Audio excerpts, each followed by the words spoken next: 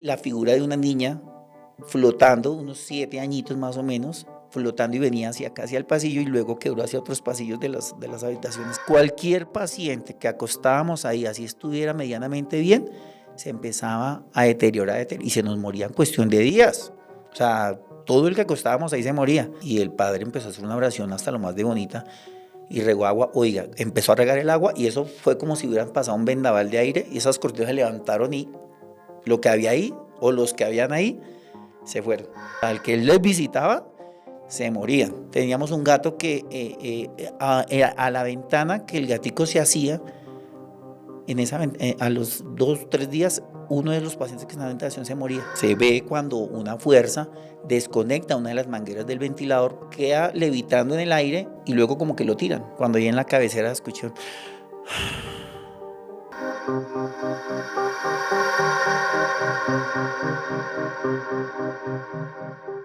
Historias increíbles que pasan en los hospitales, historias asombrosas que suceden en las unidades de cuidado intensivo. Van a escuchar cosas increíbles a continuación. Van a escuchar cosas que nunca se imaginaban de la voz de un enfermero, de la voz de una persona que cuida a otros. Prepárense porque este video podcast va a estar increíble y tienen que verlo hasta el final, hasta el final, hasta el final. Y estamos aquí con Efren Rodríguez. Efren, muchas gracias por estar con nosotros en este video podcast. No, a ustedes por la invitación, muchas gracias. Efren, usted es enfermero. ¿A qué se dedica? ¿Dónde estudió? Cuéntenos. Bueno, yo soy enfermero profesional, egresado de la Universidad Manuela Beltrán. Tengo una maestría en Dirección y Gestión de Unidad de Enfermería y actualmente estoy haciendo un doctorado en Educación e Innovación. Y he trabajado por muchas partes aquí en Bogotá y en Cundinamarca también. ¿Y usted también es profesor? De la Universidad Manuela Beltrán de pregrado en Enfermería. Y bueno, es un trabajo muy duro, un trabajo muy exigente. Es un trabajo que hablábamos fuera del micrófono, dura horas y horas y horas, pasa uno 36 horas trabajando sin parar. Cuéntenos un poco de su trabajo. Bueno, como docente universitario pues tengo un grupo bastante amplio. Mi rol en la parte educacional es con estudiantes en el área de cirugía, de salas de cirugía. En este caso estoy en Simón Bolívar, de lunes a miércoles, los jueves doy clases de medicina interna, farmacología. Y fuera de eso tengo un trabajo alterno en las noches en una unidad de cuidados intensivos.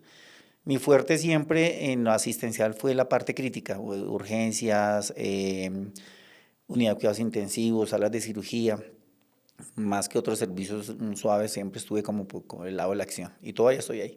Es un trabajo muy duro, ¿verdad? Es un trabajo en el cual usted tiene que enfrentarse todo el tiempo a situaciones que son muy, muy fuertes. Uy, sí, la verdad es que sí, 24 años de trabajo en la salud me han mostrado muchísimas cosas que marcan, unas más que otras, pero siempre queda ahí la huellita de todo lo que pasa con la persona viva y con los que no están vivos ya, cosas que se han venido mostrando a lo largo de la vida y que siempre están ahí presentes. ¿Y qué cosas has vivido? La primera, que nos cuente qué cosas ha enfrentado usted que usted diga, esto es algo en mi vida que me ha costado muchísimo pensar que puede haber sucedido. De muchas muertes de personas, de pacientes que uno tiene a lo largo de su vida, no fue la primera, pero sí la primera que me marcó muchísimo fue con una muchacha muy joven que pues nos contaba, ella llegó a urgencias, contó que iba llegando a su casa y un tipo la abordó y le dijo, usted es Juanita Pérez, no sé, y él dijo, sí, se lo mandó su sultanita y pum, pum, pum. Entonces nos las iban a salas de cirugía, allá hablando con nosotros bien, la entubamos, estábamos operando y ya estábamos terminando cuando empezó o sea, se nos empezó a ir, y veíamos que salía sangre, pero no sabíamos de dónde, y ya la habíamos operado, ya estábamos, era para terminar. Se nos murió la señora en salas de cirugía cuando la giramos, la volteamos, tenía un impacto en la espalda y ninguno, ni en urgencia se dieron cuenta, ni nosotros nos dimos cuenta. Y lo impactante fue que ella llegó contando cómo pasó, qué pasó y que había dejado un niño de 10 años. Entonces digamos que esa muerte me dolió mucho porque fuimos muchos los que estuvimos atentos a ella y ninguno se dio cuenta que tenía un impacto todavía que nadie había detectado. De la Y urgencia, de la de la rapidez. urgencia, la rapidez y todo. Entonces esa primer muerte Así de ese tipo fue la que más me marcó. Entonces aprendí que la valoración de un paciente en toda la estancia tiene que ser de lado a medio lado y por todo lado. Tiene que ser perfecta. Sí, sí, sí, sí, sí. Pero todos somos seres humanos y esas cosas pasan, Sí, sobre todo en la en la urgencia. premura del salvar la vida uno corre y trata de hacer las cosas lo mejor posible, pero siempre hay fallas. Eso siempre va a pasar. Y bueno, usted lleva muchos años trabajando. ¿Qué otras cosas ha visto que a usted le parezcan Bueno, que podríamos contar y hablar aquí para que la gente sepa cómo funcionan estos hospitales en Bogotá, las cosas que la gente no sabe que suceden ahí? si lo hablamos de tipo personal, la gente no sabe las necesidades que uno a veces pasa dentro de un hospital. Uno a veces llega a un turno y con un tinto, un vaso de agua pasa todo el día. El cansancio, el estrés, el maltrato que recibe uno a veces de la gente sin que ellos sepan realmente cómo es el componente del trabajo que uno tiene ahí tan arduo. Ver compañeros que a veces tan queridos de uno que sufren necesidades importantes y aún así llegan a resolver las necesidades de salud de otras personas. O sea, atrás del telón, por decirlo así, es un mundo muy duro, es un mundo muy difícil, de muchas necesidades. Pero pues digamos que uno en su afán de aportarle a la comunidad, aportarle por lo que uno estudió, las olvida, lo personal uno lo olvida y se concentra en lo ajeno, pero esas cargas pesan con el tiempo. Hay mucha presión, mucho maltrato hacia el personal de salud. Muchísimo. La verdad es que sí se ve bastante porque la gente es intolerante. Ellos creen que si no los atienden inmediatamente llegaron es que adentro uno está viendo televisión o no sé, jugando Atari o haciendo cosas, pero no se dan cuenta la carga tan pesada que uno tiene adentro. Entonces, claro, si se pasan 2, 3 horas que no los han atendido es porque creen que uno no está haciendo nada. Cuando sale uno, pues ya están cargados y uno entiende que hay dolor, que hay todo eso, pero no, digamos que uno está atendiendo personas que realmente requieren de la atención más inmediata que otros, por lo del mismo del triage que hay, ¿cierto? Pero la gente desconoce eso, la gente desconoce que atrás de esa puerta hay un universo de necesidades que toda la gente tiene sentida y que nosotros estamos encargados pues en ese momento de poderlos atender y brindarles el mejor servicio, aunque digamos que dentro de todo eso lo bonito es cuando a pesar del maltrato los que uno tiene adentro se salvan y vuelven a su entorno, vuelven a sus familias, vuelven a esa sociedad y que vuelven bien, ¿no? También hay algo que la gente no entiende y es que a veces atrás de la sala de emergencias, atrás de todos esos conflictos que hay mucho esfuerzo, ¿no? Por salvar la vida, siempre, siempre por salvar a las personas. Usted, cuéntenos un caso en los cuales usted haya salvado una vida, por ejemplo. Bueno, en realidad son muchísimos, ¿no? Pero los más marcados es, por ejemplo, cuando llegan muchos pacientes al mismo tiempo de algún accidente de tránsito o algo, ¿cierto? Entonces, generalmente son dos médicos en urgencias y un enfermero profesional. Y en ese caso, en esos casos le toca a uno llegar a intubar al paciente, o sea, un médico se encarga de un paciente, el otro del otro paciente, y un tercero o un cuarto le toca a uno ya entrar a tomar decisiones también sobre esas personas. Eh, pero así importante, marcan muchos, ¿no? Pero en Corpas, yo era el coordinador hospitalario de allá, y algunas me tocó hacer un turno a la noche, no recuerdo exactamente por qué, y en la madrugada, 3 de la mañana, un señor venía con su esposa y su niña en una bicicleta. Fueron a adelantar y venía otro bus y lo levantó a los tres. Entonces nos llegó la señora muerta, la niña muerta y el señor llegó sumamente destrozado y los médicos estaban en ese momento, se me habían ido del servicio y mientras que los buscaban a ver dónde estaban, porque eran las 3 de la mañana, a esa hora no espera uno un impacto de esos, ¿no? Entonces a mí me tocó intubar al paciente, montarle toda la parte de medicamentos, mejor dicho, montarle toda la unidad de cuidados intensivos ahí en urgencias, mientras llegaron ellos y eso es relevante porque no es la tarea de uno, es la tarea del médico, pero digamos que uno en su profesión aprende a hacer eso y cuando lo tiene que sacar a flote lo saca bien. Y al final el señor, Se murió, pero a los 2 días, no, es que hizo un politrauma terrible, politrauma, trauma abdominal, trauma de tórax. Entonces lo estabilizamos y lo tuvimos ahí en la UCI, pero pues ya sabíamos que no tenía muchas posibilidades. y alguien que se haya salvado gracias a usted. Un niño que nos llegó en estado, en estatus convulsivo y nos hizo parada, entonces nos tocó reanimarlo también. Eh, Hicimos todo lo que se podía hacer con el niño hasta que lo sacamos. Y ese niño después, como a los 2 años, me lo llevó la mamá para que conociera quién era la persona que lo había recibido en primera instancia y quién fue el que le puso a funcionar otra vez ese corazón. Eso fue un momento muy bonito con ese niño. De hecho, lo supe de ese niño como 2 años después, juicioso, futbolista y todo. Y usted se encontró con ese niño después. ¿Y qué le dijo la mamá? No, él me abrazaba como si fuera parte de la familia el niño y la señora también. Muy queridos, muy queridos. Pero pues digamos que ese niño, como fue algo inesperado para uno salvar una vida así, más de un pequeñito, le deja a uno enseñanzas bonitas, ¿no? De que la vida vale la pena, de que cada esfuerzo, cada segundo que uno luche por esa vida es importante y es muy valioso. Porque ahí no es de horas ni de días, es de segundos, cada segundo cuenta. Una reanimación de más de, ponle tú, más de 10 minutos no vale la pena ya porque ya el cerebro sufre mucho. Entonces toca hacerlo ya o ya, un segundo cuenta.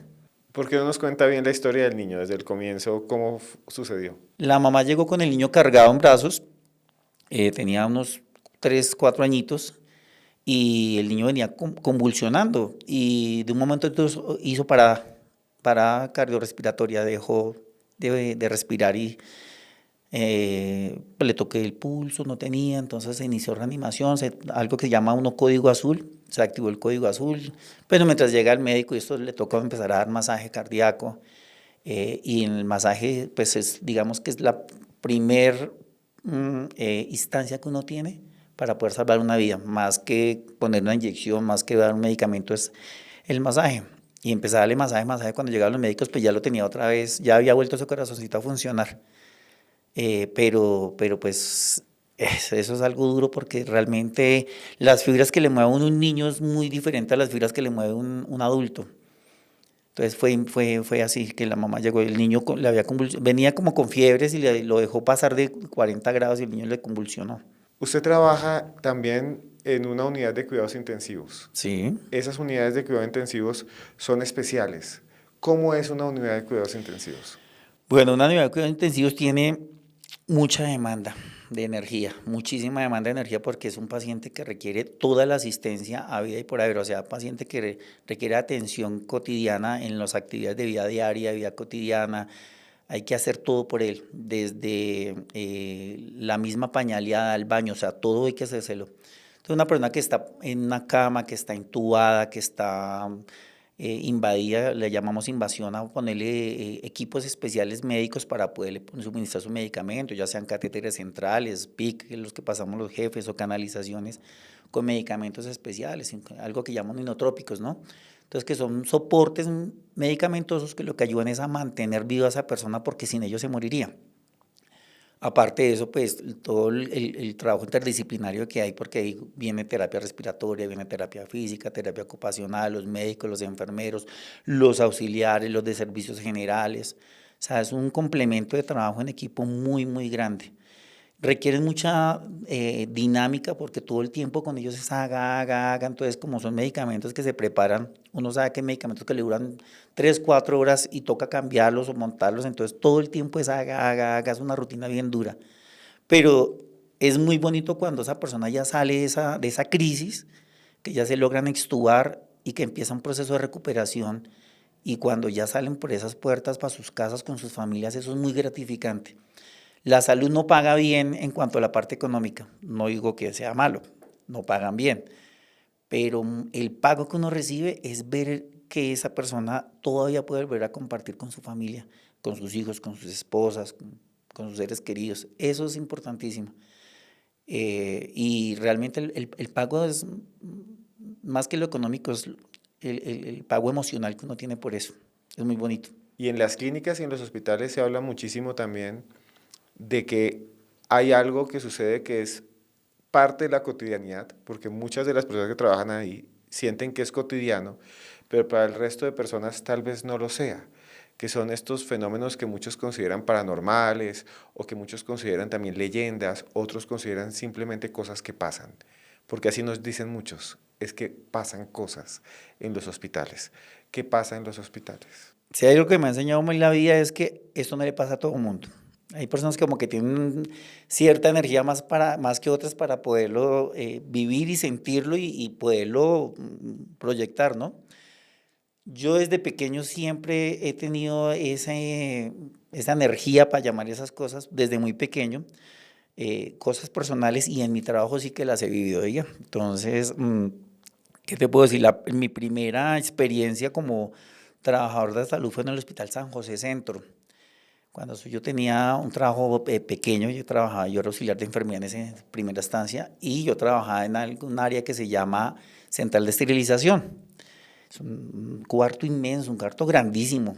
Y resulta que yo empecé a trabajar ahí en las noches. Mi primer contacto con ese ente que había ahí, porque no era dañino, pero sí era travieso, estaba yo un día haciendo unos empaques y al lado había un compresero, como una caneca grande con rodachinas, y lo tenía del lado izquierdo mío y sobre la mesa. Y al lado derecho hay unos ventanales grandísimos. Ponle tú 1 de la mañana, yo estaba ahí juicioso cuando escuché que golpearon el vidrio duro como si se hubiera estrellado un ave o algo, una piedra. Yo giré la cabeza a mirar así cuando, dije, ve, tan raro, cuando volteo a mirar y el compresor iba caminando y solito iba rodando y para allá y yo, oh, venga para acá.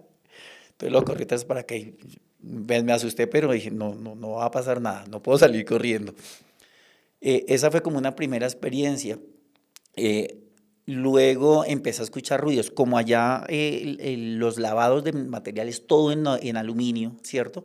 Pues claro, aluminio con aluminio suena durísimo, entonces yo a veces estaba en el área de secado y cuando escuchaba que descargaban allá, yo decía, salieron de cirugía y pusieron material contaminado y salí a mirar, todo apagado, todo callado, no había nada, pero tú escuchabas los ruidos durísimo. Me movían cosas, me escondían cosas. Llegó el momento en que una vez estaba yo de espalda a una de las autoclaves y la voz de un hombre grave me dijo buenas noches y yo estaba metiendo unos equipos y dije buenas noches, pues en lo que lo metí giré la casa conmigo. Ay por Dios, aquí no hay nadie. Y no había espacio pequeño, parece que es que salió corriendo, se escondió porque era una bodega inmensa. Le contesté la primera vez a ese ente que había ahí. Otra experiencia ahí fue, estaba encargando yo unos equipos y atrás de esa pared hay una sala que la llamaba, o se llama la sala de ortopedia, que es una sala muy grande, y escuché que lloró un bebé. Entonces yo dije, subieron un expulsivo. Pensé yo, dije, uy, subieron un expulsivo, pero dije yo, pero si es que maternidad no es acá, maternidad es en el primer piso al fondo. Pues dije, bueno, de pronto subió una cesárea, algo pasó. Terminé de cuadrar las cosas, salí y empecé a darle toda la vuelta a las salas y todo apagado, todo apagado. Y yo, ve. Entonces llegué a la jefe y le dije, Marcelita, yo escuché que lloró un bebé, fue que subieron algún expulsivo. Él me dijo, ¿dónde lo escuchaste? Le dije, en la sala. Donde me dijo, no te preocupes, ahí todo el mundo lo hemos escuchado. Pero un bebé recién nacido, o sea, el llanto de un bebé recién nacido. Literal. Nada, me dijo, no te preocupes, todo lo hemos visto. Y digamos que dentro de esas centrales lo escuchaba todo el tiempo. Me movía cosas, tú ponías algo acá y girabas y volteabas y ya no estaba. Y a veces yo era muy colérico, entonces discutía y alegaba yo solo. Y, bueno, y al rato aparecía ahí, en el mismo sitio donde lo había dejado. Un día yo llegué, de esos que más está como de mal genio, con el Tavares al revés, digo yo. Entonces, algo me hizo, algo me tumbó. Y me acuerdo y dije, uy, no me joda más, vaya a joder a los de afuera. Y se cayó. Como al mes, pues duró muchas semanas que no lo sentía. Y un día yo dije, pero ahí sí hice el cuento de Ocon, dije, y que se enojó tanto que no se volvió a manifestar. Y había un cuartico muy pequeño que le llamamos el cuarto del Esterrat. Y había unos estantes con todo lo que estaba estéril. Y botó todo. O sea, aquí estoy, míreme. Y me botó todo. Pues, o sea, cosas muy evidentes, ¿no? Entonces me tocó ponerme a recoger y acá. Y yo, y Dios mío, ¿para qué me puse a abrir la boca? Ese es el Hospital San José Centro. Usted vivió esto. ¿Alguna vez pudo ver a este ente o a esta entidad? No, sentirlo, escucharlo, lo que te cuento que le contesté. Lo que sí una vez veníamos, ya yo no estaba en la central de esterilización, ya me habían dejado entrar a salas de cirugía y hubo una intubación de una paciente muy complicada en urgencias y la anestesióloga esa noche me pidió el favor que la acompañara. Resulta que bajamos y cuando subimos al pasillo, eh, vimos, ella me dijo, Efren, espérate. Entonces yo paré y me dijo, mira, y yo volteé a mirar, y la figura de una niña flotando, unos 7 añitos más o menos, flotando y venía hacia acá, hacia el pasillo, y luego quebró hacia otros pasillos de las habitaciones que hay en un pabellón que llama Corpas ahí. Y los dos vimos la niña que venía flotando, y ella se quedó perpetua, yo también me quedé quieto, y la niña venía levitando, y ya se metió para allá, una niña como de 7 añitos. Así que la haya visto allá en San José, eso, pero ruidos, escuchar y todo eso, todo el que tú quieras. ¿Y cómo era esa niña? ¿Cómo estaba vestida? ¿Cómo? Era, tenía una batola larga, tenía como de pepas rosadas, blancas, rojas, no sé. Pues se veía como la silueta bien de la niña flotando, 7 añitos, 8 añitos, tal vez tenía el cabello como largo, no la retengo bien, pero sí me acuerdo mucho fue como la vestimenta y lo que venía levitando, a una altura más o menos 30 centímetros del suelo. Y que los dos, porque yo no la vi en instancia, la que la vio fue la doctora, me dijo, "Fred, mira, yo volteé, mira, yo, uy". La vieron los Los dos. dos, los dos, la doctora y yo. Con el tiempo nos dimos cuenta que esa niña ya la habían logrado captar en cámaras, ya la habían visto captar, pero ya después, mucho tiempo después fue que me di cuenta que ya la niña la captaban en cámaras. ¿Y qué explicación le dan las personas de esa niña? ¿Por qué está ahí? Pues es que ese hospital es tan viejo, tan viejo, tan viejo, que hay tanta gente que ha muerto ahí que seguramente esa niña falleció ahí. Eh, pero así como cosas relevantes ahí que yo las haya visto, no fue ahí, fue en Corpas, donde yo lo vi, le hablé y le contesté En otro en otro hospital. hospital O sea, diferente. esto pasó, lo que hemos hablado, Eso el fue en el ente. 2002 al 2005 más o menos, Lo anterior, lo que vimos de la niña y del ente es del Hospital San José San Centro. José Centro, Ahora nos vamos a otra clínica, que es la Clínica Juan Corpas. N. Corpas. En ese tiempo pues yo estudié para ser enfermero profesional y ya mi primer trabajo fue en la Juan N. Corpas. ¿Que dónde queda la clínica como para Esa los que clínica de no? Juan N. Corpas queda donde está el hospital de Suba, 5 minutos como a la salida hacia Cota. Sí, son como 5 minutos más allá del hospital de Suba, ya saliendo hacia Cota. Eso queda aislado. Esa clínica empezó como una clínica psiquiátrica en su historia, en su momento, y luego evolucionó a lo que es una clínica, a hoy hospital universitario. Y usted llegó a trabajar allí. Fue mi primer trabajo como enfermero profesional. Resulta que allá en diciembre, no recuerdo si fue el primer diciembre que estuvo, el segundo diciembre, eh, salía mucha gente para su casa, les daban de alta, ¿cierto? Para que estuvieran en las fechas especiales. Y allá los pasillos es un cuadrado y los pasillos son largos. Entonces, yo tenía 3 pacientes en ese servicio de quirúrgicas, 3 nomás, y eran 17 habitaciones. Y las de este lado, mano izquierda, estaban todas desocupadas, desinfectadas, listas, limpias. Y eran como la medianoche y yo vi en la puerta de vidrio que venía un señor de una chaqueta café con un pantalón como verde, si mal no recuerdo, y yo lo vi que entró de la puerta. Yo estaba parado en el módulo de enfermería y yo dije, un familiar hasta ahora. Yo dije, tan raro. Dijo, ¿será un médico? Y entonces cuando lo vi que se metió en una de las habitaciones, dije, ya, se me metió en una de las habitaciones y me fui, pues, los jefes nos caracterizamos por tener un temperamento un poquito como regañones, ¿no? Ya este hijo de madre dijo, ya se me metió allá. Entonces yo me fui y abrí la puerta y todo oscuro. Y yo dije, se metió al baño. Y cuando abro la puerta y tampoco. Entonces, pero, o sea, literal lo vi que venía caminando y bien, un señor de bigote, cabello oscuro. Y se entró una vez las habitaciones ocupadas y cuando yo entré, se metió al baño y entró yo al baño y tampoco yo, ay Dios mío bendito, era un fantasma. Digamos que esa fue como una primera experiencia. Otra que me pasó en ese mismo pabellón, en ese mismo piso, fue con 2 de la mañana un paciente que había operado la próstata y se me empezó como a descompensar. Entonces yo fui, escuché que pitó una alarma, fui, lo miré, estaba un poquito desaturado y estaba como deshidratado. Entonces, pero el señor estaba consciente. Entonces me dijo, ay, mi hijo, mañana me voy. Entonces le dije, sí, ¿eso porque me dijo, es que el médico cuando usted entró, el médico que salió me dijo que yo mañana tengo salida. Entonces le dije yo, ¿pero cuál médico? Me dijo, pues mi hijo, el que salió cuando usted entró, se encontraban en la puerta. Yo dije, hijo de madre, ¿será que estoy tan dormido que no me di cuenta? Más sin embargo, yo me asomé a la puerta y yo, o sea, entonces yo me quedé mirando y le dije, bueno, ya nos vemos en un ratico. Entonces yo dije, está variando el señor. Como estaba deshidratado, está variando. Me fui para el módulo de enfermería y había una de mis enfermeras más antiguas del hospital ahí. Y le dije, párenme, le vuelas a ese paciente porque estáis variando. Y me dijo, ¿por qué, jefe? Le dije, pues que hablándome que yo le pregunté que cómo era el médico. Y me dijo que era un moreno alto, delgado. Entonces, bueno. Entonces yo llegué al módulo de enfermería y le dije a las chinas, le dije, pilas porque ese paciente está desvariando. Cuando llegó y me dijo, ¿por qué, jefe? Le dije, no, que es que un médico moreno alto que le dijo que tenía salida. Me dijo, ay, jefe, se va a morir ese señor. Le dije, ¿cómo se le ocurre que se va a morir? Me dijo, jefe, todos los pacientes que ven un paciente, un médico así y que le dice que se va, que tienen salida, se mueren.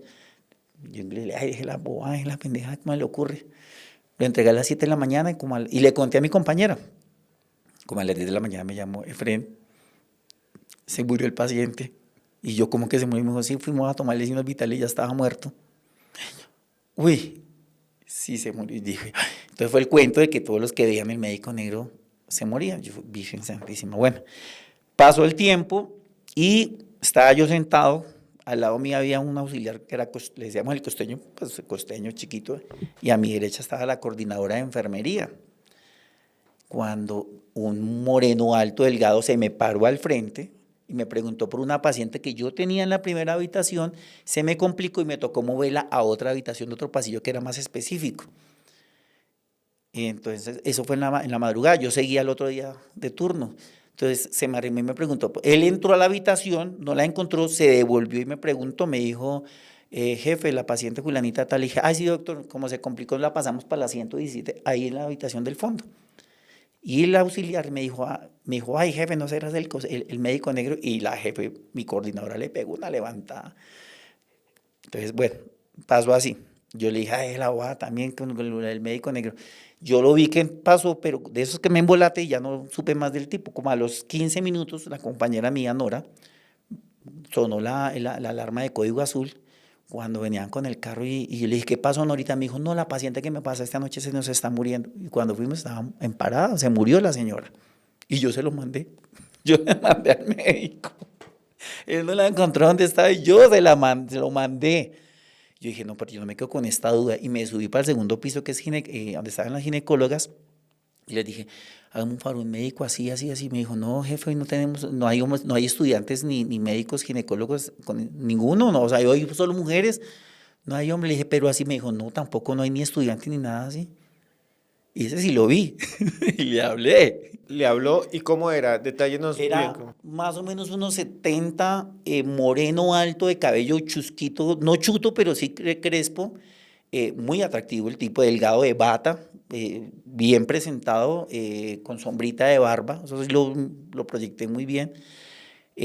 Sé que fue un médico que cuando la clínica era psiquiátrica se rodó por una escalera y se mató dentro de la clínica. Yo me imagino que en su rol de querer ser médico quedó fue en su estancia espiritual ahí. No despegó cuando tenía que despegar. Pero a ese sí lo vi, lo hablé y se lo mandé a la señora. ¿Y cómo era la voz? ¿Cómo se comportaba? Pues es que tenía una edad medianamente joven, ponle tuvo 25, 30 años. Entonces tenía una voz grave, pero no tan marcada como ya un hombre estructurado, muy decente, bien, o sea, fue que lo vimos. Luego nos reunimos los tres y decíamos, pues es que los tres lo vimos. Que nos decían que era imposible, los tres lo vimos.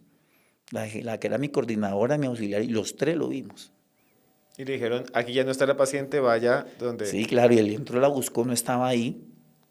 Pues arrimó, me preguntó y le dije, doctor, fue que se complicó, la pasamos para la habitación de allá del fondo, la 117, y él se fue para allá.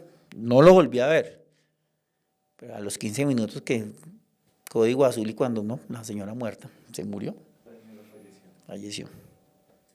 Entonces, muchos dicen que cuando aparece ese médico lo ven, es que el paciente va a fallecer. Sí, en Corpas está ese mito. Ese mito no fue una realidad.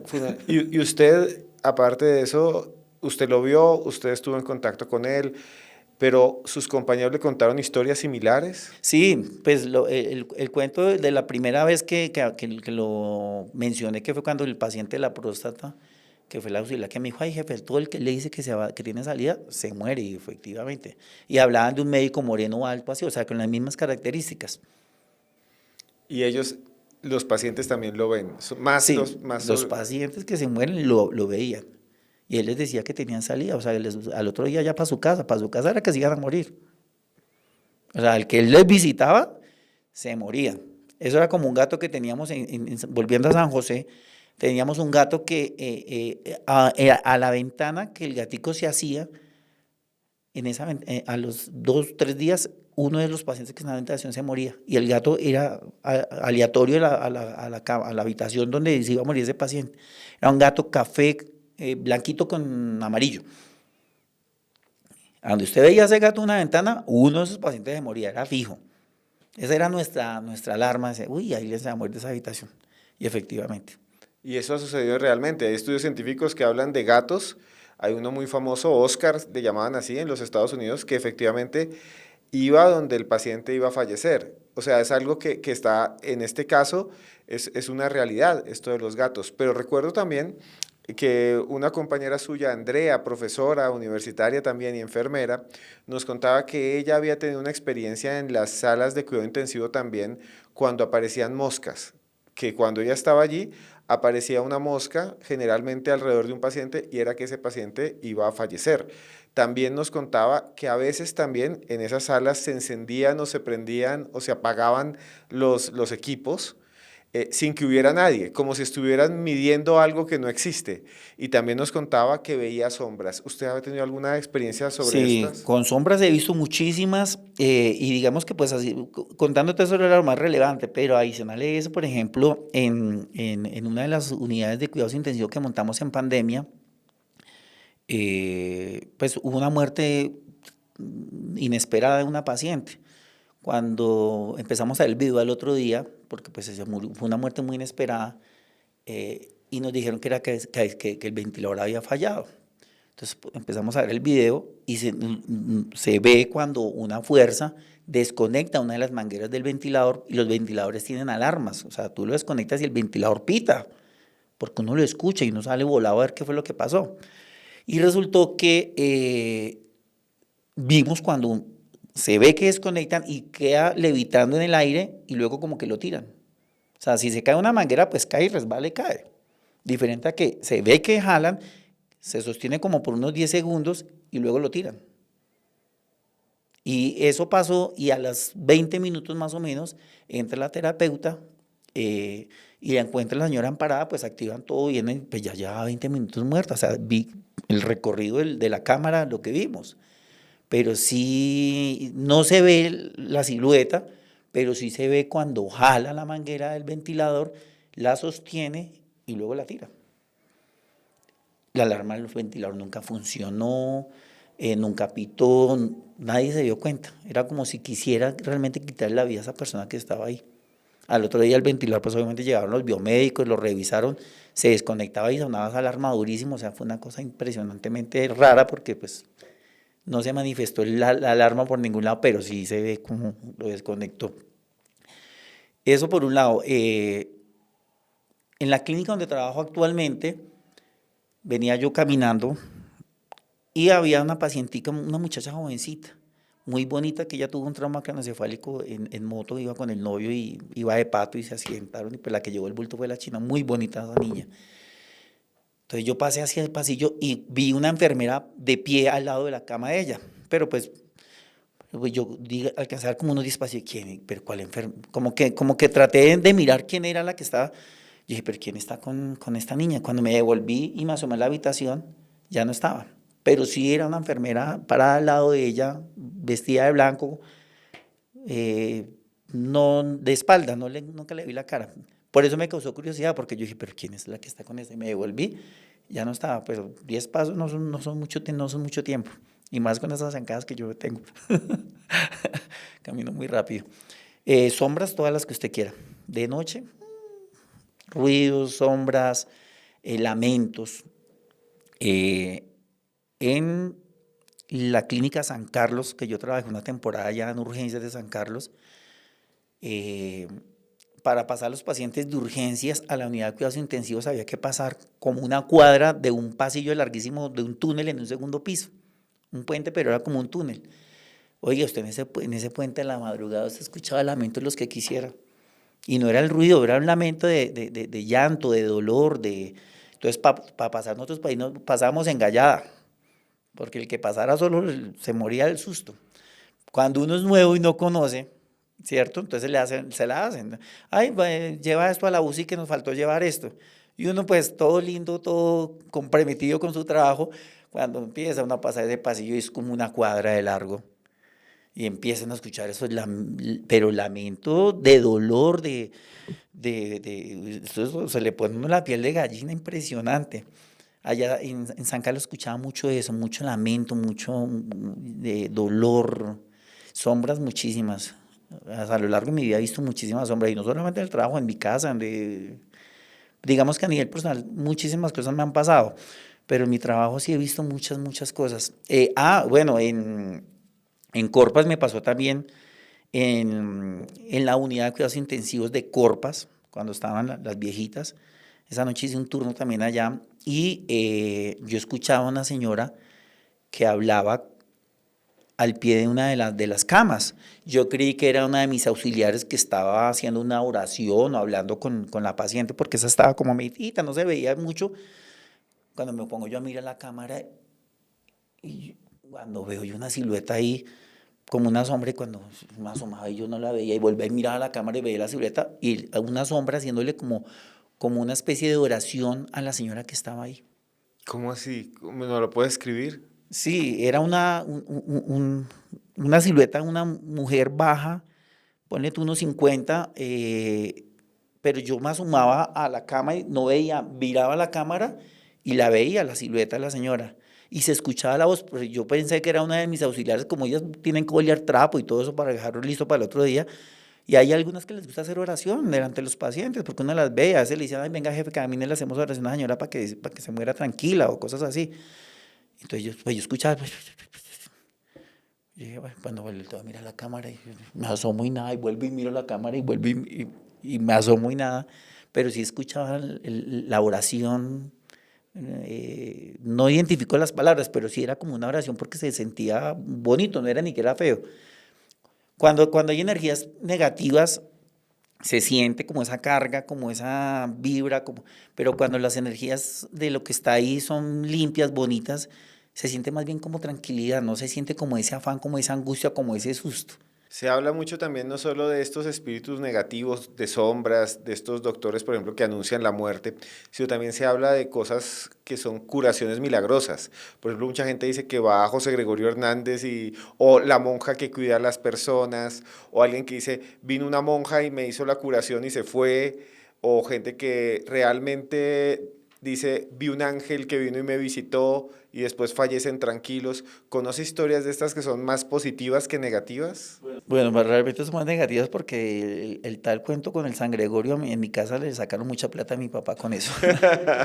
Papá murió de un cáncer cerebral en el año 97 y mi papá tal vez en su afán de sanarse visitó muchas de esas señoras que decían que hablaban con San Gregorio y de hecho le hacían poner un platón y entonces llegaban y le acostaban una sábana blanca, todo blanco en la habitación, velas por acá, velas por allá, un platón de agua, toallas blancas, sábanas blancas, todo blanco. Y llegaba la señora y eso hacía que le limpiaba y se lavaba las manos y que mire eso tan negro y yo veía el agua igual de transparente. O sea, pero y qué pecado, y papá le sacan tanta plata con el cuento de San Gregorio, impresionante. En mi experiencia, que yo haya visto sanaciones de ese tipo, con ese tipo de situaciones, no, no, y no las creo tampoco, por la experiencia propia de que a mi papá le escucharon mucho dinero con eso. Pero sí, sí la fe de las personas es muy grande. Eh, digamos que eso de que la fe mueve montañas sí es cierto. Hay pacientes que le entran a uno a los que, perdón que lo diga así, pero uno les apuesta un peso a que van a sobrevivir. Uno dice, no, esto no, o sea, se va a morir. Y mentiras salen. Y otros que entran por cosas menores, que uno dice, no, pues se va a ir para la casa, se mueren. Y es cuestión de fe. Esa gente que entra tan malita, tan fregada, tienen fe en que van a salir de ahí y salen. Y uno mismo le pone, digamos que la fe que uno le pone también a esas situaciones son importantes porque algo me enseñó a mí la vida es que cualquier granito de fe cuenta. En pandemia, en pandemia fue donde más actos de fe uno vio impresionantes, cadenas de oración que uno sabía que le decían, los tenemos en cadena de oración y como fueran salían, pacientes que uno ya los veía muertos y le decían uno de las cadenas de oración y realmente por videocámara, por cámara en el celular que les hacía uno las videollamadas, le hacían eso, oiga, y era una cosa curiosa que la gente salía adelante con eso. Hay otra cosa que sucede mucho en los hospitales que nos han contado, que son las experiencias cercanas a la muerte. Personas que dicen que, por ejemplo, tienen un infarto o están en una situación muy complicada y cuando están conscientes de nuevo, dicen que los visitó un familiar que ya está fallecido o que vio un túnel de luz o que fueron a un lugar donde les dijeron todavía no es tu tiempo. ¿Ha escuchado historias de esas? Bueno, familiares de mi mamá que nos lo contó, sí, pero en Corpas nos pasó una situación. Allá habían 17 camas en la unidad, 17 unidades en urgencias, separaditas por cortinas. Las últimas tres, que era 15, 16 y 17, cualquier paciente que acostábamos ahí, así estuviera medianamente bien, se empezaba a deteriorar y se nos moría en cuestión de días. O sea, todo el que acostábamos ahí se moría. Entonces nosotros empezamos a ver esa situación, cualquiera en las otras unidades no pasaba, pero el que acostábamos ahí se empezaba a complicar hasta que se moría. Y eso nos duramos como un mes en esa rutina, ya ni nosotros, a veces nos lograba descansar un poquitico y nos daba pánico acostarnos nosotros mismos allá porque nos vamos a morir allá. Entonces se llamó al cura de ahí, ellos tenían una parroquia, una iglesia chiquitica ahí dentro de la misma institución, y lo llamamos. Y fue y nos reunió a todos allá y el padre empezó a hacer una oración hasta lo más de bonita y regó agua, oiga, empezó a regar el agua y eso fue como si hubieran pasado un vendaval de aire y esas cortinas se levantaron y lo que había ahí o los que habían ahí se fueron. Pero estábamos ahí cuando se sintió el aire y salió y nunca más y ya volvimos a empezar a cosas y lo de las muertes ahí se desapareció. Y lo del túnel, sí, varias personas que, digamos, después de que uno les extubaba, y pacientes que estaban clínicamente muy comprometidos y quedaban bien, lo que llamamos uno 15-15 o neurológicamente bien, contaban historias de más de ver ángeles. Lo del túnel, dos personas, mi mamá fue una vez que casi se nos muere y estuvo entubada muy grave. Cuando volvió sí nos contó que vio un túnel muy largo y al final vio una luz, pero nunca llegó a la luz. Veía la luz, pero nunca llegó a la luz. Quedó como en esa latencia hasta que la volvieron. De ángeles sí, varias personas nos contaban que veían ángeles, que hablaban con ángeles. Muchos nos contaban que escuchaban, era a pesar de que uno les tenía medicamentos que, o sea, para tenerlos totalmente dormidos, nos decían, yo reconocí su voz apenas abrí los ojos porque usted me hablaba, me decía, me daba energía, me daba fuerza y que nunca lo habían visto a uno, pero uno como entra y no empiezan a poner medicamentos, venga chinita, salga adelante, métale fuerza que usted va a salir. Eh, Uno les va hablando mientras que, ¿cierto? Y mire que sí, efectivamente, le reconocían apenas abrían los ojos y uno hablaba, decía, yo todo el tiempo lo estuve escuchando a usted. Cuando no debería haber Cuando escuchado no debería nada. haber escuchado nada porque uno sabe que son medicamentos que foquean totalmente, o sea, para noquearlos del todo. Una cosa es una sedación y otra cosa es una anestesia completa, ¿cierto? Y cuando uno da una sedación, uno sabe que es como para dormirlos un poquito, como para hacerle un procedimiento suave, leve. Pero ahí cuando se va a intubar y que hay que poner el cerebro a que no trabaje, es es curioso que le digan a uno que escucharon todo, que sentían todo. Por eso la parte de humanización hoy en día es que cuando uno entra hay que hablarles porque uno no sabe si realmente quiénes están escuchando y quiénes no. Así como también se quejaban de que les hablaban feo, cosas así, y lo cuentan Cuando eso no debería cuando pasar. no debería pasar. Y entonces muchos dicen que se encuentran o que ven ángeles. ¿Nos puede contar una historia de esas? Mm, bueno, no recuerdo muchas, pero sí una de ellas nos hablaba de Los Ángeles, que le hablaban de como más del su núcleo familiar, de sus cosas de familia, que le decían que no era, que lo que tú decías, que no era el momento, que había todavía niños en la casa, o como cosas personas, o cosas muy importantes que habían dejado de hacer. Entonces, por ejemplo, uno de esos casos fue una señora que tenía un hijo con una discapacidad y la mamá era muy viejita y ella era la que sostenía esa casa y que los ángeles decían que ella no podía todavía irse porque tenía como todavía que esa responsabilidad en la tierra de tenerlos que sacar y era una paciente que nosotros ya la dábamos realmente por muerta porque no teníamos mucho diagnóstico con ella. De la nada, esa señora volvió muy bien, salió caminando, salió completamente bien de esa unidad de cuidados intensivos para su casa a continuar viendo a su hija. Y eso fue una historia que ella nos contaba, que le decían que ella tenía cosas que hacer todavía aquí en la tierra. Entonces, digamos que como esas labores que uno tiene todavía espirituales aquí, con la gente que uno tiene acá, sí pasan. Pero al margen de todo lo que hemos hablado, de los ambientes médicos, de las clínicas, de los hospitales, usted también ha vivido momentos paranormales en su vida cotidiana. Cuéntenos qué le ha sucedido. Cuando yo tenía 4 años, tuve una hermana de 18 meses que murió infartada.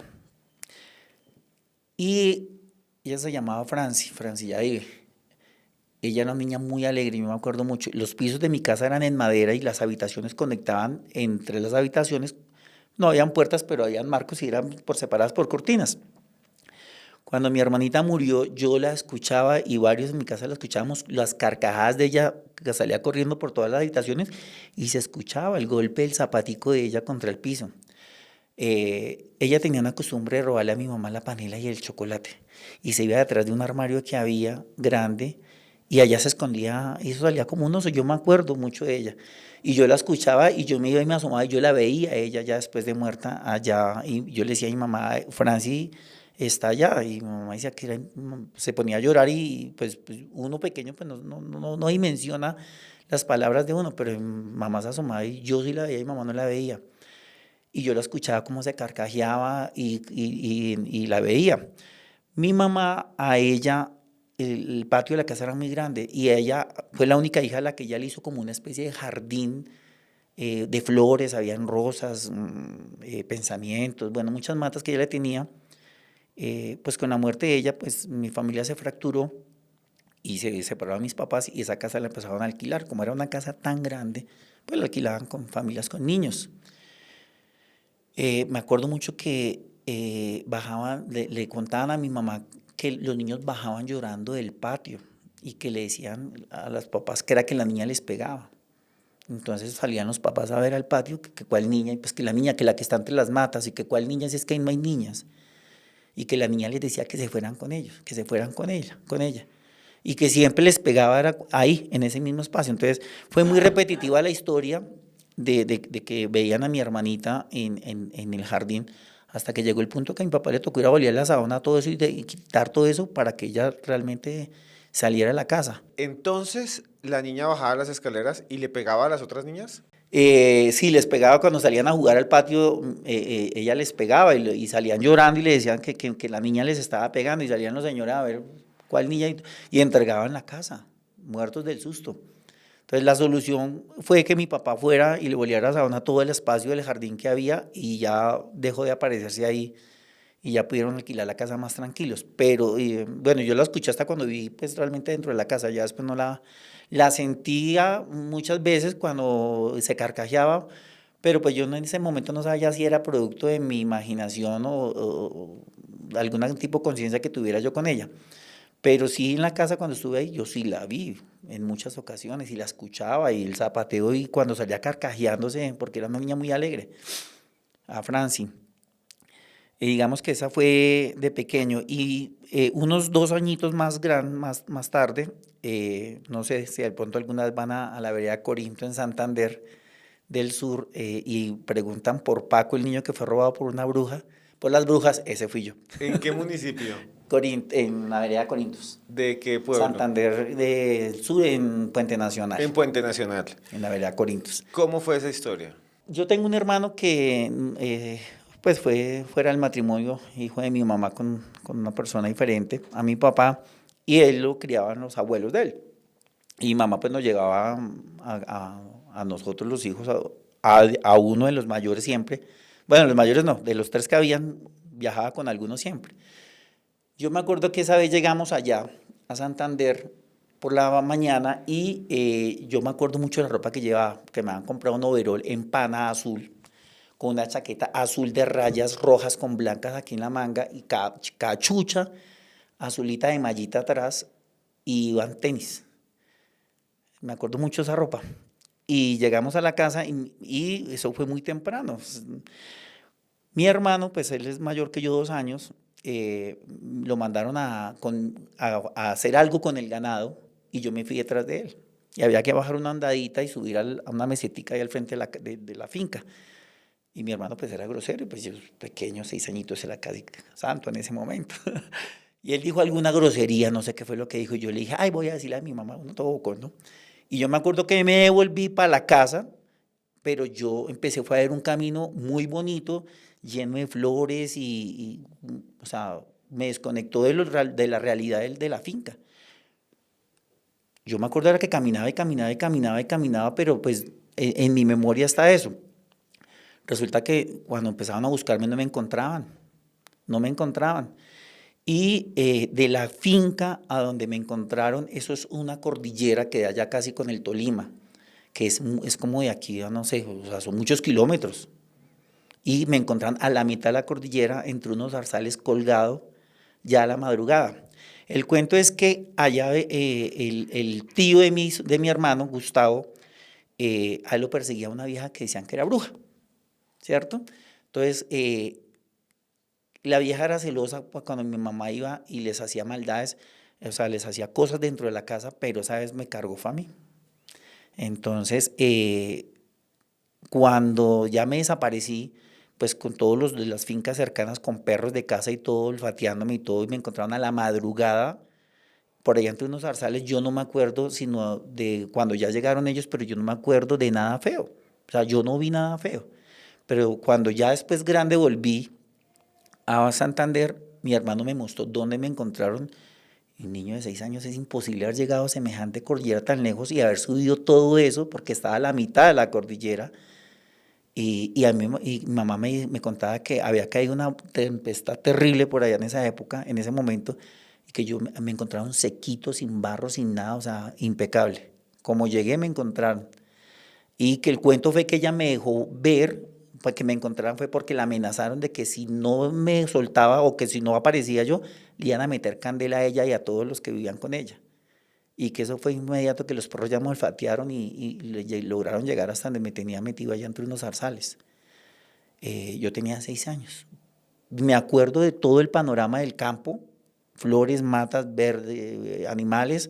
No me acuerdo haber visto nada feo, porque para que dirían no mentiras, yo decir que es que sí vi algo feo o sentí algún dolor, no nada. Pero ya cuando ya más grandecito fui y conocí el sitio, yo digo, "Ay, Dios mío, impresionante dónde me llevó esa señora, en eso, pues decían que era una bruja, ¿no? Pero sí había el cuento con la tal bruja esta de que les hacía maldades en la casa porque ella gustaba del tío de mi hermano. ¿Cómo estaba usted colgado? Porque es muy extraño que alguien lo cuelguen, o sea, lo tenían amarrado. ¿Cómo lo habían colgado a algo tan alto? Pues mi mamá dice que me tenía amarrado entre unos bejucos, como levitando como en la mitad de unos árboles. Yo no lo retengo porque no lo vi, pero mi mamá, que fue la que vivió su situación conmigo y todas esas personas, porque de hecho cuando yo ya volví ya grandecito, fueron a visitarme los señores que ayudaron a la búsqueda y me decían que era increíble cómo había crecido de harto y me mostraban, mire mijo, allá fue que lo bajamos, con la punta de perro lo encontramos allá arriba. O sea, la gente me reconoció ya después grande y decían, ay, llegó Paco, el que le robaron las brujas. Pero mamá dice que me encontraba fue entre un zarzal por allá colgado unos bejucos, pero bien, que me encontraban limpio, perfecto, impecable después de haber caído una tormenta de agua impresionante. Yo lo que sí recuerdo es el ladrido de los perros, eso sí lo recuerdo muy claro, muy claro. El latido de los perros lo recuerdo totalmente. Y Efren, todas estas vivencias son realmente impresionantes, pero quiero hacerle una pregunta que hace rato quería hacerle. Nos ha hablado de cosas increíbles en su vida. Quiero que nos cuente algo que no nos haya dicho, que para usted haya sido algo realmente asombroso, algo que no nos haya contado y que yo estoy seguro usted guarda y que sea realmente impactante y que haya sido realmente algo que lo haya hecho cambiar su vida. Realmente yo, por parte de mi mamá, tenía un tío que él falleció hace muchos años ya, por la Semana Santa, Y yo siempre fui un sobrino muy apegado a él. Yo viajaba mucho Valle, Bogotá, Bogotá, Valle, y siempre me quedaba con mi tío. Iba esa noche en la casa de él, lo escuchaba, lo veía llorar viendo sus partidos del Quindío porque era hincha terrible del Quindío. Un día yo estando ya en Bogotá, estaba yo sentado a los pies de mi cama, tenía al frente el closet y un televisor pequeño, y escuché no, antes del suspiro, estando ahí sentado, yo tenía una guamanil al lado del lavado de manos, una guamanil en porcelana, y escuché como si le hubieran tirado una piedrita, y como era en porcelana, pues se escuchaba mucho. Entonces yo me levanté y fui, mire, yo dije, mire para el techo y no se ha caído nada, volteé la jarra, volteé, y yo dije, tan raro porque no sonó nada y no hay nada. Mira al piso y dije, ¿sería que rodó cayó? Y dije, bueno, es tan raro. Me senté otra vez, estaba viendo un programa, cuando ahí en la cabecera escuché yo dije, uy, mierda, ¿quién se murió? Dije, alguien se murió. A los 10 minutos me llamó mi primo. No, primo, para avisarte, mi papá acaba de fallecer. Yo, wow. Fue duro porque pues para mí era un personaje muy importante en mi vida y vino y se despidió de mí. Se despidió de mí mi tío Rafita, era futbolista. Murió en la cancha de fútbol, en lo que le gustaba, en lo que le apasionaba. Estaba jugando y se desplomó y estaba infartado. Pero fue y se despidió de mí. Digamos que fue una cosa muy íntima con él y pocas veces la comento porque pues me toca fibras, pero pues digamos con que para el cierre es algo bonito de poder contar y poderlo compartir. Efren, de verdad estoy muy, muy impactado por todo lo que nos ha contado. Y también quiero decir que valoramos mucho su trabajo, porque el trabajo que ustedes hacen en las unidades de cuidado intensivo, en los hospitales, en las clínicas, salva la vida de las personas. Y lo más importante que tenemos nosotros como seres humanos, lo único es la vida, porque no nos vamos a llevar nada a la tumba, porque el orgullo, porque la rabia, porque los malos sentimientos se acaban con la vida. Y sea usted rico o sea pobre, se va a enfermar. Y sea usted rico o sea pobre, si alguien lo cuida, alguien como usted sale adelante y puede disfrutar un tiempo más en la vida. Yo quiero que hagamos una reflexión sobre eso y que nos cuente qué es lo más bonito de su trabajo y qué es lo más bello que usted ha vivido en ese esfuerzo tan grande que hace para ayudar a los demás. Bueno, realmente tantos años de labor, uno sacrifica a la familia de uno todos los santos días por estar cuidando la salud y la vida de personas que seguramente nunca más vuelve a ver, ¿no?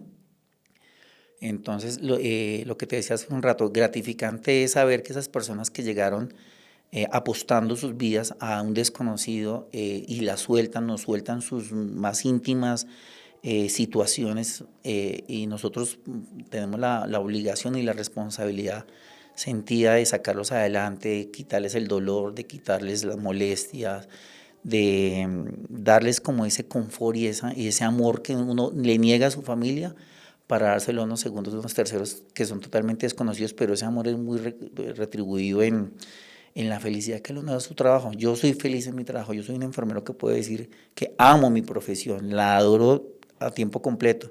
Y a mis estudiantes yo les enseño eso, el amor por las personas. Uno sacrifica lo propio de uno, pero lo brinda con amor a los que realmente llegan y necesitan de ese amor en ese momento de dolor, en ese momento de llanto, en ese momento de que se sienten tan vulnerables, que realmente la vulnerabilidad de una persona le deja a uno mucho, mucho sentido de pertinencia de saber que hay que sacarlo de ahí, que hay que sacarlo bien. Entonces, eso es algo que es valioso y es bonito, ¿no? Se vuelve uno muy humano con ellos. Efren, muchas gracias por estar en Historias Paranormales con Esteban A Cruz. ustedes por la invitación, muchísimas gracias, Esteban. Fue un verdadero placer. Hemos terminado otro capítulo de Historias Paranormales con Esteban Cruz. Quisiera hacer unas reflexiones finales antes de que termináramos, porque cuando escuchaba a Efren pensaba en la vida que tenemos todos, en el valor de la vida. Antes de eso, quisiera que por favor, si les ha gustado este capítulo, le den like a este video, se suscriban a este canal, comenten aquí abajo si les ha gustado, ¿Qué temas quisieran ustedes que abordáramos? ¿Quieren que hablemos de otro tipo de fenómeno, tal vez? Escríbanos. Lo que ustedes nos digan es de alguna manera lo que vamos a hacer. Si usted está en Perú, en México, en Estados Unidos, en Chile, un abrazo grandísimo y queremos también conocer sus historias.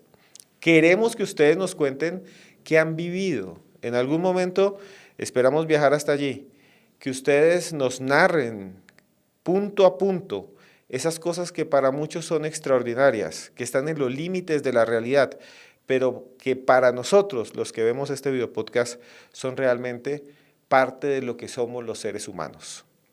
Y al final, los seres humanos somos sentimientos, somos carne, somos también algo que nosotros llamaríamos tal vez alma, espíritu. Quisiera hacer esta reflexión final, ahora sí, sobre lo que escuchamos hoy. Y es que solo tenemos una vida, solo hay una vida. Tal vez haya una vida en el más allá, tal vez haya una vida espiritual, pero a esta tierra no vamos a volver físicamente, al menos físicamente, en carne y hueso. Y esa vida es la que tenemos que aprovechar. Esa vida, junto con nuestros seres queridos, con nuestros padres, con la gente que amamos, es la que tenemos que aprovechar. Si usted tiene algún problema, va a ver que cuando llegue a un hospital, ese problema se vuelve pequeño. Que tiene una deuda, que tiene una enemistad, que peleó con su pareja, que se le perdió algo. ¿Cuántas personas no se enojan porque se les pierde algo en la casa? Se le perdió el control remoto del televisor, no encuentra el celular. Le robaron una maleta donde tenía algo importante. Esos son problemas pequeñitos cuando usted llega a una clínica y está enfermo. Esos son problemas que no tienen importancia. Y eso es lo que tenemos que darnos cuenta todos los días. Si usted tiene un problema así, tranquilo, se va a solucionar. Si le robaron un teléfono, va a comprarse uno. Si tiene un problema con su pareja, lo puede dialogar, lo puede solucionar. Si usted tiene un amigo con el cual hace rato no habla, puede llamarlo ya mismo. Ya mismo le puede enviar un mensaje a su papá o a su mamá que está en otro país. Pero cuando llega a una clínica, se va a dar cuenta que esas cosas las debió haber hecho antes, las debió haber hecho en algún momento de su vida. No esperemos llegar hasta allá. No esperemos llegar a reflexionar en ese punto porque a mí me operaron hace poco y eso fue lo que pensé. Puede hacerlo hoy. Es el momento. Es el momento. No se preocupe por esas cosas pequeñas que tienen solución. Viva la vida y vívala bien. Ese es el mensaje que le damos después de haber escuchado a Efrén. Y yo quiero decirles a ustedes simplemente que aquí en este podcast de historias paranormales, nosotros le deseamos a usted que le vaya bien. Le decimos que todo lo que usted quiera, bueno, lo consiga. Con trabajo, con disciplina. Porque aquí, nosotros, grabando este video, queremos que a usted, simplemente en la vida, todo le vaya bonito. Porque nosotros a usted lo queremos mucho.